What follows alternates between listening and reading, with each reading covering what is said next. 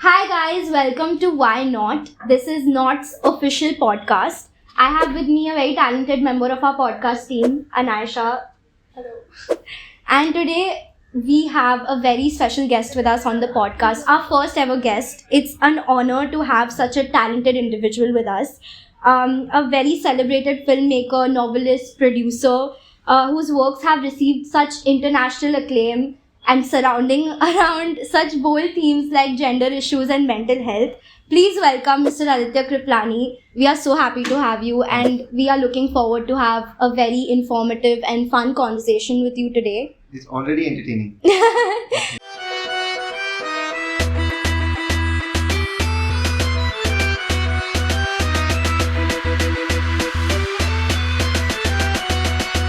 You've come to our college before and we've heard you talk about not today. So I was going to say why not. But yeah. So I also seen you very active on social media. So is that something that you look forward to like doing? I realize that if you're an independent filmmaker, then you need to be active on. Yeah. Because for example, if I were to make a film which a studio produces, then when the film releases, you have a studio spending 3-4 crores on marketing. And then you don't need to be active on social media because it's a department doing that job for the film promotion. But if you are an independent filmmaker, then you have to be an entity. You have to have your persona out there, because if you're an independent filmmaker who's an introvert and doesn't engage with people, then you should not make films, because then there's no way to sell it, no way to put it out there. So you're an introvert. What do I look like, man? Not at all. That's what I'm saying. If you're an introvert and you can't be active on social media, it's very difficult to be an indie filmmaker. Yeah. Because there's nobody speaking about your films other than you and your own team. Yeah, I mean, social media gives us a platform that makes it easier. We can behind a screen say what we want to. And I think that's important as well, because I feel like what everybody is trying to market themselves on social media, but what connects to the audience is being your real self and saying what you want to instead of a constructed post. So I've also read that you grew up in Pune and then you shifted to Bombay. So was there films the reason that you shifted to Bombay? I moved to Bombay when I was 3, so that would be difficult. Oh, okay. My mom used to work in Bombay as a bank manager. There was a bank called UCO Bank in Narman Point. She was the first woman MBA from Maharashtra, and she had the Rajiv Gandhi scholarship. She was in a class of 99 men and 1 woman. Wow. So she moved to Bombay for work, and then when I was 3, I also moved to Bombay. So you see a lot of very determined, strong career women in my films, all of them. Yeah. Whether it's a sex worker or it's a suicide prevention counselor, they're all very, very serious about what they're doing, and they have very independent lives. So is that where you get your topics from? I think being around, even now, where I'm around a lot of very strong-minded women running the show, and I'm pretty much listening to what you all are saying. So that's been the norm since I was a kid. Okay. You also studied in the Film and Television Institute of India. How did that prepare you for your career? So as media students, I feel like our field of education is not given much recognition. That's right. But would you like to tell us how that helped you in your career? I felt that the teaching there was very pure, and that helps, because when you come here, then it's all just how do I sell this film, how do I market it. But is it easy once you get out of people assume that once you study film, you're out of the school and you just get jobs, you get opportunities. So is it that easy, or do you also have to? No, I went through clinical depression after coming out. I was the top of the class, and when I entered, I was the topper actually out of 5,000 students, and we had 12 seats. So that's only important to say, because in context, even for me, after coming out, I couldn't make any money as a writer. I graduated in screenplay writing. My postgrad was in screenplay. And so I went through clinical depression and I put on 24 kilos and I was 102 kilos. So it was not easy at all. It was a nightmare actually to find work. Because even now, as you move out and you try to find work, you start realizing that films are made for very random reasons. Like some star wants to be a superhero, so that film will get greenlit. And the reasons for films to be made are very strange. And you still want to tell your own stories. Who you are, your parentage, your nature, your nurturing, what amalgamation are you, Anaisha, as a human being? That's what you're going to leave behind on the planet as a storyteller. You come for that agenda. Otherwise, people are looking to make the 100 crore and to sell something, and so that has to somehow fit. So it's quite difficult in that sense. But aren't numbers tempting? I think it's a little like, do you want the stud or do you want someone to love you? So it's a question that each one figures out as you grow older. Right? It's like everything's tempting in the world. But as you try those things, you start finding your own mix with what you prefer. What's more important to you? Do you want there to be love in the relationship, or do you want someone to look hot? You could have part of both, but I guess it really becomes like that. Like everyone wants everything. Yeah. You like to have ideally, I don't know, who is your idea of the hottest person alive? In Bollywood? Any first name. Okay, let's say Hrithik Roshan, but I had a feeling you would say Hrithik Roshan. I was going to take a chance with Hrithik Roshan. I said, okay, let's just wait to see what people say. So let's say Hrithik Roshan, for example, someone looks exactly like that, dances that, but just doesn't care, doesn't love. So then that's what it becomes about. That you want to make a film that has soul in it, and that where you are expressing who you are as an Aisha, or you just want to cater to a market. It's like an ad. It's not a film. Yeah. So it depends on what becomes important for you, and what are you ready to let go for what you really want. It was tempting, but now by 43, not at all. I just want to make my own film. Yeah, like the thing is, do people make business out of their art, or is their art business? I think that's a very interesting thought. So I would also like to ask, like you said, you have a film education, and you were briefly also an educator. You were an educator at our college actually. How was that experience? What was your goal as an educator for students? Because I'm an intense person, I think. Of course, it's all comparative. Based on most other people around me, I seem to be an intense person. And so my goal was to make it as deep as I could. It took me time to figure out that you can only go that deep with people who are 21, 22. Yeah. It's not clear. I was trying to teach what I was learning at FTI when I was at KC also. Like I was trying to talk about Joseph Campbell and mythology and mythic resonance in stories. And so it took me time to figure out, find a balance as to. Is mythology something you're interested you like? Not necessarily Indian mythology and the religiosity of it, because I'm an atheist, but as a storytelling device, as stories, yes, absolutely. And mythology from around the world. Greek mythology as well. Indian mythology. Is it something you're willing to explore in your film? Not directly, but the resonance of it definitely. Like if Not Today, some of you have seen Not Today. Yeah. So in Not Today, Ashwin Mathar's character is in some sense based on Angulimal, who wrote the Ramayana. You know, he was a dacoit who used to kill people and take their fingers out and make a necklace of it. That man wrote the Ramayana. Yeah. So there is a grey, this huge grey shade. Yeah. And in the film also, this man was an alcoholic, he was not a good father, he was not a good husband. He messed up those relationships, and then at some point there was a U-turn. Then he went through therapy, went through counselling, and then he started a suicide prevention counseling center of his own. Yeah. So that journey. So in some sense, you are always inspired by things. So it's not direct at all. Yeah. Nobody would catch this if I didn't say it. Yeah. But the trajectory is very similar. Angulimal met Buddha. And you know, whatever happened with the Buddha, then he got transformed and he started, penning the Ramayana. Yeah, I mean, your movies explore a lot of mental health related themes, which is, I think, really brilliant, because this is the time now to talk about it more, that we have awareness, we are privileged enough to understand these issues. And like you've mentioned, you've had some struggles of your own. So we actually, you had mentioned this on your website, I think, that you journal. Has that helped in your creative process? I used to, man, when I was around your age. But I'm seeing that it does help. I have a therapist. So, I mean, I used to journal before I started therapy.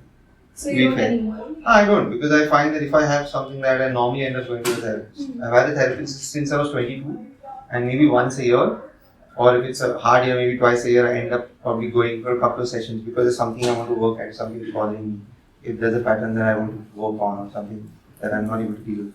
I mean, I feel like we have to have some kind of release, some kind of, where we put our energy into. So I've also seen your TEDx interview, I think it was for a college or something, and you mentioned that you stopped working in the films after around 21 or something. It was at 35 that you made your own film. Yeah, after FTI about 24, 25, 26 actually, I stopped working in films. And I was doing advertising for a while. I just got disillusioned with the idea that it's very, very difficult to make your own film and I think that was because I was a screenwriter. If I had seen myself as a filmmaker, I might have been okay from the start. Because I thought I'm only a screenwriter, and the idea that you're going to write a script that you like and that someone's going to put money into it is very difficult to figure out. So then why then decide to come back after so many years and get into things? I think, there's a conscious mind and a subconscious mind. Consciously, I came back only because I wanted to make Kikki and Lakshman from the book into a film, because I felt that message that I wanted to put out, or the feeling that I wanted to evoke with that book, I really wanted it to have more reach. And as a book Obviously, because how many books have you read in the last 3 months? I read. But if you take a vote and ask for names, I'm guessing Yeah. the point will be proved. Yeah. So, I don't journal, I don't read. My ADHD is everywhere. But yeah, so I would like to ask you related to that. Did the rise of digital media, like having digital platforms, give you that kind of help or push for your movies? Because Your movies are on YouTube. yeah, they're available on platforms. It reaches more audiences, right? Not just Indian audiences, but hopefully even international audiences. So how has that helped you, having a digital platform? our first films are on Netflix for 4 years each, worldwide. So that was an interesting thing. That really helped. And this film was on YouTube because no platform bought it. I mean, because we're in a very bad age of. It's just what it is. Statistically, good films on Netflix from India in the last 5 years are very, very difficult to find. So that's just after the pandemic. To explain a little bit, the OTTs went star, like they went into stars, so they only do star-led films. Yes. So what was in cinemas became OTT. Yes. Earlier it was cinemas also stars, and OTT was for non-star films, and they were also taking indie films. Right. But after the pandemic changed because theaters were shut, so they had to go somewhere. All those big films, and then for really low prices, they started getting sold on OTT because they needed to sell. So we all got kicked out. So that's basically where it's at now. And hopefully over time it changes. Do you see it changing in the future? I can't tell honestly. It would be just presumption. I have no idea. No clue. I mean, I also feel like it's a difficult change to see because OTT productions, like you said, have mostly celebrities in it.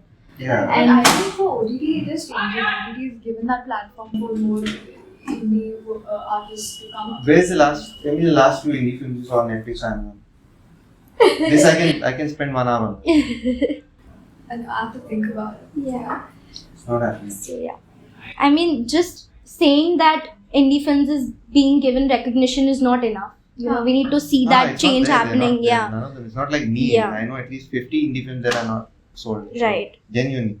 But growing up, like even when we saw films, they were like all larger than life. Like, so what made you decide that that's not what you want to make? That's something. Because for me, I'd like it to have a connection with life instead of being escaping into something that nobody can. That's just me. So And it it's comes just, from a personality. It is because I feel like every artist's work is a part of their personality also. So. Yeah, I seem to want to have films that mirror real life or that are more connected to the way I see life than having. I'm not going to the. I mean, how many of you are going to the Tomatina festival? No. Nobody. I mean, if one person says here that they've gone, I've changed my idea of making films. So, and I really love Zindagi Na Milegi Dobara. I'm not. It's not me dissing the film, but I'm just saying that. So they can do that, Yeah. and people like me and many other people can do this, and then it becomes a more wholesome environment because you also have films based on real life. Right. I think your films are very reality based. Like I would like to take the example of Devi or Hero. It's like the characters are so You've complex. seen Devil? Yes. That's my most hardcore film, man. Fair. Yeah, it was actually I want to be honest, it was very difficult watch because it explores some very dark themes, but it is commendable how those characters were portrayed, and that brings me to my next question. How do you prepare an actor for characters like this? To be fair, we end up working with very, very professional, seasoned actors. So they do a lot of their work themselves. I do workshops to not take people into a certain space, but most of the work is done by them. What we do is we provide an environment or soil that is very conducive for performance. We shoot linear, we shoot chronologically, we provide an atmosphere where it's almost like live theatre, so that we shoot in real locations. Yeah. So all that really helps. I think it really helps actors, and also I think I'm an actor's director. So seeing to it that the actor is able to reach their peak performance, that's really important for me. Sometimes that may not be making the actor. You don't have to make the person happy. Whatever is needed for them to reach their best, according to you. It's all subjective like that. I did see Tikli and Lakshmi Bomb though. No, and I was like, I also saw something getting into the game. Okay, so unless you've been caught on this. I just wanted to say that I really liked Tikli's personality. Like it was very. That she came from a small town too, and then to have that personality. I would also like to add, I mean, compared to all these massy Bollywood movies, the characters are always, you either root for them or you don't. But in more artistic, real films with such complex storylines, you don't root for the characters, but you try to find yourself, you somehow relate to them. Maybe I don't have the issues that they have, Yeah. but I have those feelings and I can see them Absolutely, go through that. And I feel like, this happens. This is a real problem. So, Absolutely. I mean, why don't we? This is a why not question, I guess, already in the episode. Why don't we see such storylines come into the massy space, or are our audience not prepared for it? Audiences are great actually. So in our country, the audiences have taken on much more intense cinema. They've like a Masan has been seen by millions of people, for example. It's just middlemen. Middlemen decide these things, and that's just how it is. That's the pain point of it. For example, when you all are students, whoever is your course coordinator and how deep they want to go will determine how you end up seeing life and cinema. That's just how it works, unfortunately. Yeah. So if that person wants to take it deep, then it will be deep. If that person doesn't want to and wants to keep it superficial, then you guys have no option there because they're running that shit. Mhm. So and that's how it is with it's the same with the film industry. So literally, whoever is the head of all platforms during the time that you all are young will end up determining the cinema that is released. But that doesn't mean that deeper films are not made. It's just so there is a dissonance always. Yeah. But factually, you had NFDC as a body which was producing deeper films at one point, and you had them releasing on Doordarshan and in small cinemas earlier. That's why you had all those films like Manthan and Sparsh and Mandi and whatever, all those films at one point. And then you had Netflix taking on indie films for 2-3 years. Yeah. So there were these two booms of time where indie films also got a larger platform. Yeah. Now that doesn't exist.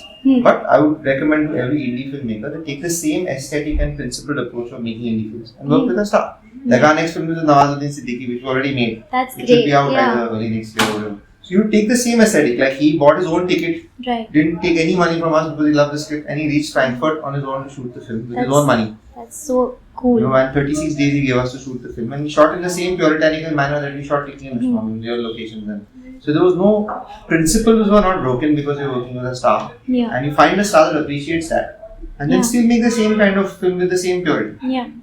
But you have to also play the game a little bit because finally it has to be saleable. So it's a mix that you find for yourself, what works for you. I think it's really great that you said that, because often we blame our audiences that our audience wants to see Salman Khan and but that's not true, right? It's also people making movies, people putting money into it. It all depends on them as well. Yeah. So talking about the current state of our film industry, the Oscar nomination list is out, and it's really nice that Lapata Ladies made it from India. So that's great. But also, but Chota Bheem and Animal also made it to the nomination list, which is really scary to think about. But what are your thoughts on this? That our nomination was. I think that I don't want it to become like us choosing one woman's film over another and bashing one woman's film in any manner over the other woman. They're both women. They're both women who have fought very, very hard to find their place in cinema. Pari Kapoor has had a very hard journey. The government had banned her film and made it very difficult for her. She's still fighting court cases against the government. It's very public news, certainly. And Kiran now has taken 14 years to make a second film. Dhobi Ghat is in my top 10 films of all time. Someone has won at Cannes, someone's being sent to the Oscars. Everyone can't have everything. There will be some mix. It won't be fair from everyone's point of view. So I was asking if when you decided to pursue filmmaking, did you get enough support from family, friends, and was there an issue with that? See, first of all, being a man, unfortunately, is easier because you live in a much more entitled situation since you're a child. But I did fight my parents. I've run away from my house, throwing my bags out of the window, and gone away for a year when I was 15. So I have had to fight also as well. But what happened is, by the time I was choosing films, by the time I was 21, I had established that in my house that you can't decide anything for me. I'm going to run my own life. It's easier when you're a man. And I think that fight is always there. Now it's to sell my films, I have to fight every day. Like, for example, now with a film that's completely indie, we've done 200,000 views on YouTube in 3 weeks. So that's also a fight. Yeah. Or to have, like last night we had a screening at Veda Factory and 100 people turned up in the rain. So that, it's a fight every day. So as I said, your parents, see, our thing is we tend to see our parents as that the only function of your parentage in your home is to help you. Yeah. by pushing you and being a support. But help is also being an obstacle. Yeah. As you grow older, you realize that they are the training ground for you to deal with the world. If you can fight at home in politely and gracefully and without breaking relationships and actually find your way, you learn to do that in the world as well. Yeah. I think this is a little controversial to say, but personally, I feel like living, and I come from a very blessed and privileged family where my parents are extremely supportive of whatever I choose to do. I'm from a Sindhi family as well, but yeah, so money matters to them. That's it. Keep paisa lao. But other than that, I mean, I feel like it's so much more productive for me to live away from my parents because Yeah, that that's right. independence makes me hungry That's to go right. and pursue and to be curious and be like, what do I want to do? But living at home is not that easy because I just feel like I would cling on to their support and not be able to find my path. So yeah, I just wanted to share. So for me, I want to stay with them and then prove them wrong. Fair. That's also Explore your own paths Yeah. and see what works. And also, you can see there are pros and cons. If you're staying with your parents, you can take a lot of choices of your career that don't involve too much money because your rent and your food is Yeah. taken care of. 100%. So Anu's here. Yeah, Anu still lives with her parents. She's been working with us for 8-9 years. She's done other films outside. She's done ads outside. She's worked outside. She's an associate director now. On the new film, she handled the entire Bombay thing on her own. It was a live shoot between Bombay and Germany, and Nawaz Saab had come there, and I was handling that, and she was handling this here. So there are pros of living at home because she can choose projects because rent is not something she should think about all the time. She has to think about money, Yeah. and it's a tough thing. But she has a little more leeway, a little more space to make choices. Yeah. So that's the pro. Whatever works Yeah. at your home. So And we that phase also changes, na? Whatever works in Yeah, that phase. that's then true. 2 years later, it's a different phase. Yeah. So we spoke about, finding our own journeys as students. What advice do you have for media students like us? Is this a very difficult question? No. But yeah, what advice do you have for us? Just make it very personal. Always write about things that, first of all, write. Most important thing in all filmmaking is writing. It's the least spoken about thing. Even I have made the screenwriter lower power because I always talk about directing. Even though writing is what's made my whole career. So writing is really important. You must write. You must read. You can't write without reading. But it's not easy like coming from like nowhere or something to make that and then have that confidence in yourself. I agree with you. So- It's not easy. Yeah, my full agreement. Very difficult. It's the most difficult thing you'll do in your life. And yet, if you're here, then you're already bitten by that bug. So you don't have much of a choice. It's going to bother you. If you do it also now, it's going to bother you. It's going to be hard life. And if you run from it also, it's going to be very hard. That's the tragedy of being here. So someone once told me that you should never be attached to your work. Like, if you write something. Shoot them. So yeah, it was a teacher only, and she said never be attached to your work because if it doesn't work out, I then don't work this. I don't know why. so if it doesn't work out, you don't have that expectation. Yeah, But- she's trying to protect you from the pain of it. Yeah. I mean, the intention comes from the good thing, but I mean, it's really like giving birth, honestly. Yeah. I can't say it's any different. The amount of anxiety that I've gone through to put the films out, the amount of times I've cried, the amount of times I thought I'm a failure, the amount of times. On my 40th birthday, Anu was there, and it was right after the pandemic, which was 3 years ago. And we were at the Taj. We had gone and stayed at the Land's End 2 nights. And I started crying and saying I'm a failure. That was my 40th birthday. So these things you're going to go through. So how can you not be attached? You can't not rush to giving birth now. And any honest creation is like giving birth only. And the core of being an artist is to feel very, very, very, very, very, very strongly for things. Very, very strong. If I allow myself, I can cry now, feeling for your journey now as young girls trying to figure out your space in the world. I can. I'm a very emotional person. Yeah. So it's not attached and detached with light words. I would say that you must feel everything. Yeah. You've come from homes and from backgrounds where people have not been artists. Yeah. But you are choosing to be an artist. So you have to feel for things. That's your job actually, to feel very, very, very, very strongly for everything and learn to protect yourself with checks and balances that you don't, end your life only feeling too much. Not like that. Yeah. So find a balance, but don't be detached, man. It's not a good word. I don't know if I can ask this, but you are very in touch with your emotions, and it's very rare to see that from a man your age. Like if I would want to Yeah. compare with my dad or other men. Yeah. So how? That's my only question. I don't know. Maybe I just didn't ever shut down the impulses. I never shut down the impulse to cry. I never shut down the impulses. All my impulses, whether it is emotions, feeling for people, a paternal gaze, whether it is sexuality, sensuality. First of all, I've not judged my impulses much. So they're still open, I think. And I'm always interested to understand, like I'm curious to so curiosity has not been shut down. Maybe those two things are, yeah.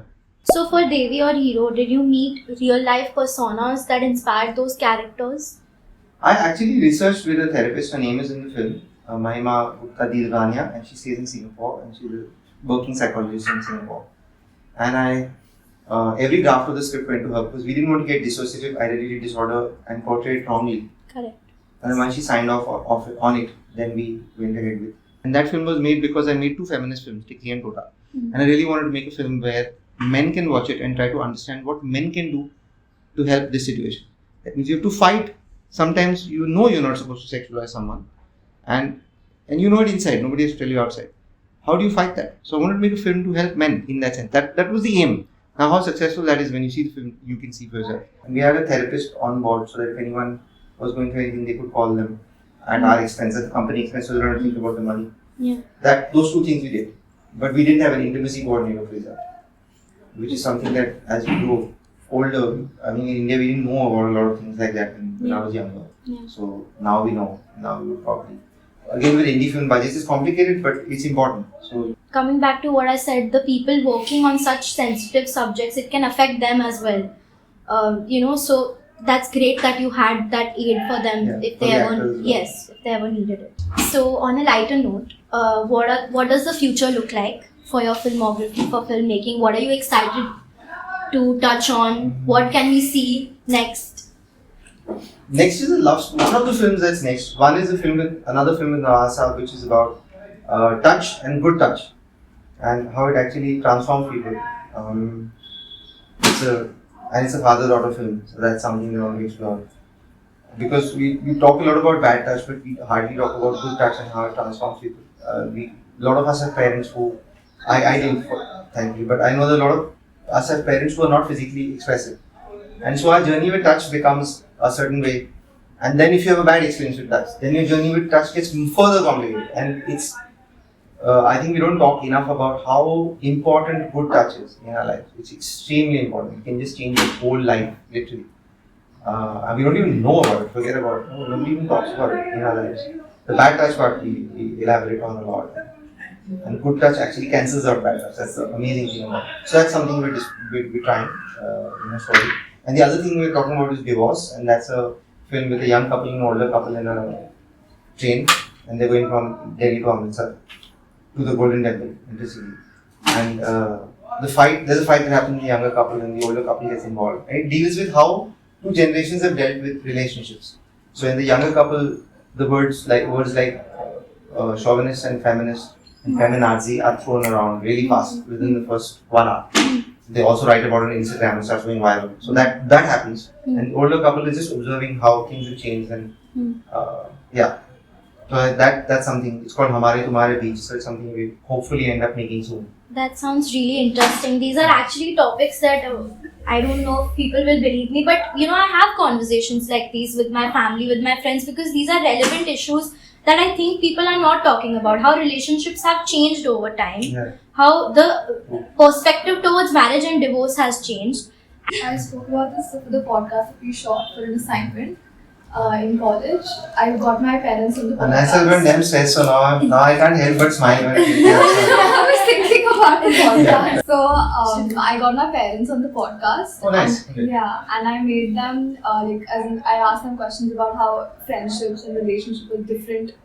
Like they've seen me and my friends talk, and they've seen me break friendships and all that. So how is that different from how friendships and relationships were done then in your time? There's like a lot of different communication. Very nice. Especially. Can I see this? Is it somewhere? It's not, no, because it was an assignment, but I have it on my Fine. If you ever put it up and you feel like share. Right, sure. So what do you guys think makes the perfect movie snack? How did we reach here? I don't know, but yes. Popcorn for me, but it's annoying in a theatre, especially nachos. Nachos is very annoying. I think ice cream in a cup. No crunch, no nothing. I think fries. Yeah, Ice cream is I love fun. fries. Yeah. Unless you have someone slurping ice cream. I don't know. Because I think I want to keep munching. See, men are able to make anything loud. Oh my It's a god. fact. It's just how it is. So Humans in general are able to make anything loud. what can I say, man? Yeah. You go to a men's urinal also, you can hear it outside. In our office, we actually have a message which I have written on in both the toilets that, dear men, please lift the seat because most of the people using this toilet are women. I had to write that. Moving on to our why not segment, we are going to ask some why not questions to challenge this conversation a little bit. Do you want to start? Yeah, okay. So why not make the gap between media and film students and the opportunities they get more accessible? Whenever media students come to apply for internships, they're welcome. Like that. No problem. No, why not meaning I agree with you. So that's that. But I'm trying to think of why it probably doesn't happen. It's possible that media students don't watch enough independent cinema. And there's like That one, was that's one directed to you, possibility. girl. There's one possibility. And without it being, like, I'm having fun, of course. But without it being about you, I think that like you guys have been calling independent filmmakers to show films. The more you get exposed to, because you don't know about enough independent cinema, because it's not out there. Like let's say a Pathan Jawan or even a Lapata Lady, to be fair. Lapata Lady is the middle of the road. It's not a star film, yet it's a film with a 20 crore budget and it's an Amir Khan production film. So it's a middle of the road film with a good screenplay and characters and actors. It becomes about the people running media institutes. It's about them having more exposure. If they give more exposure to students about indie cinema, then more students, instead of applying to mainstream companies, will apply to independent cinema. And then that gap will get bridged. Because it's not like independent filmmakers don't want to take. All my ADs have come from Instagram for 8 years.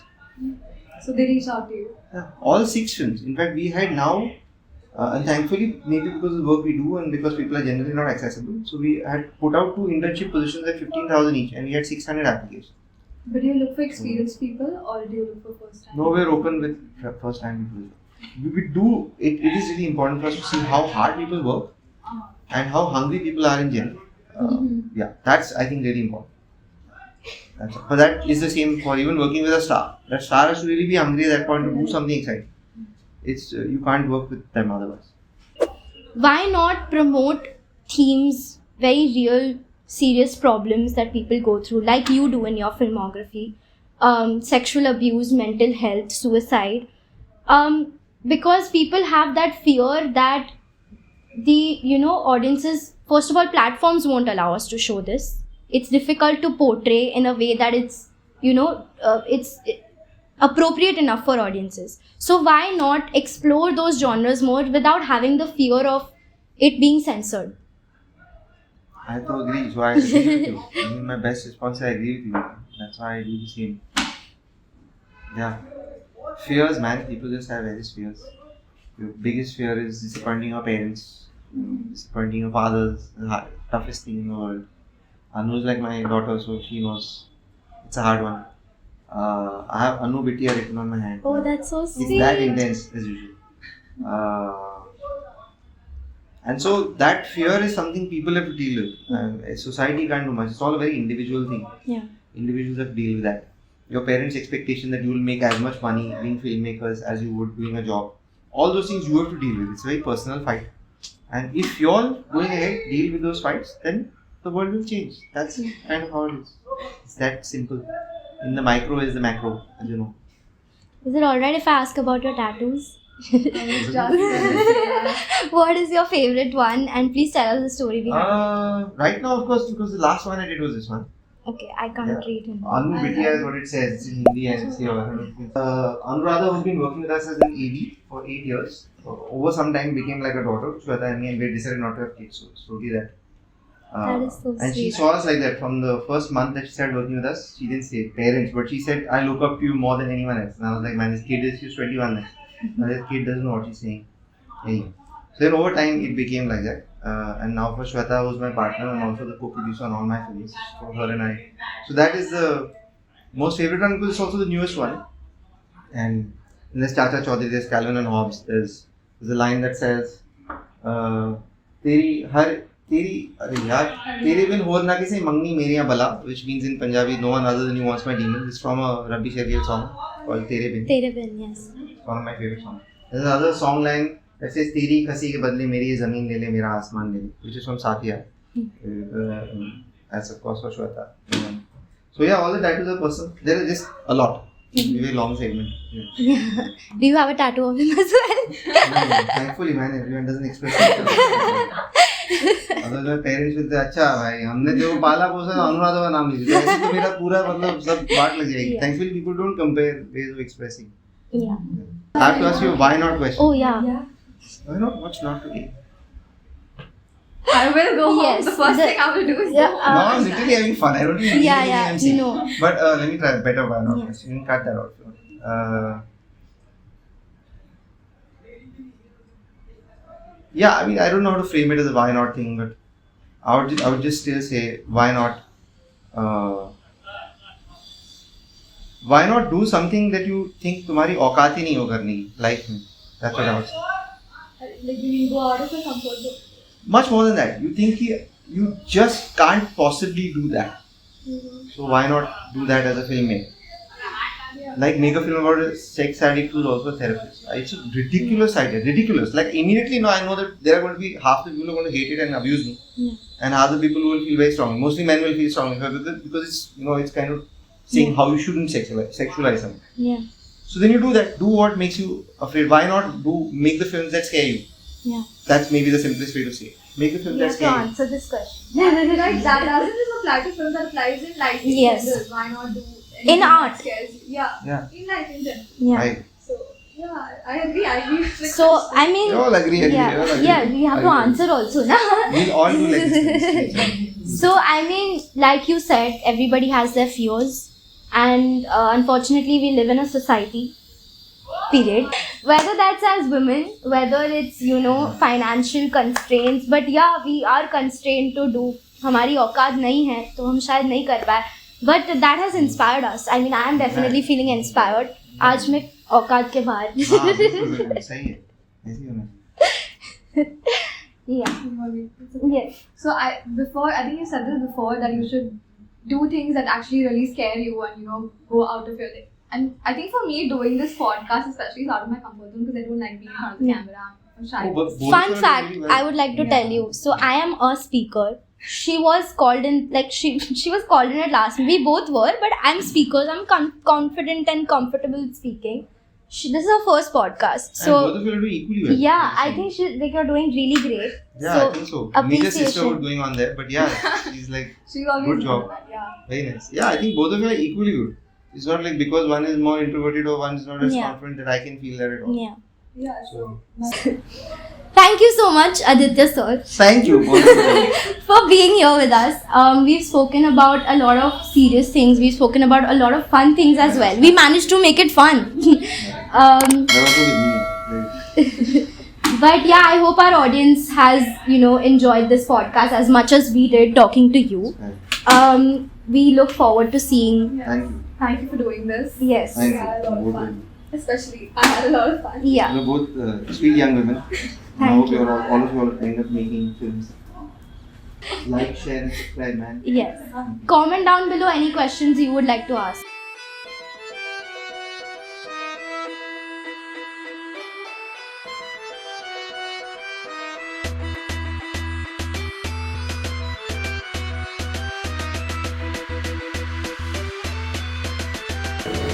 See, I can't do that. No, it's right. Whatever you're doing is perfect. Hey, come here. Sure, Come yeah. here. Come into the frame. All So doing that. the frame also. He's not good. This person is giving us direction for the last half an hour. Not you, sir. Not you, sir. Them. Yeah. You also help us out. Do like, share. Like, share, subscribe to not YouTube channel. Not. K-N-O-T. K-N-O-T. Yes. Yes. And keep watching, why not? How sweet. Yeah. Okay, are we done? Please say we are done.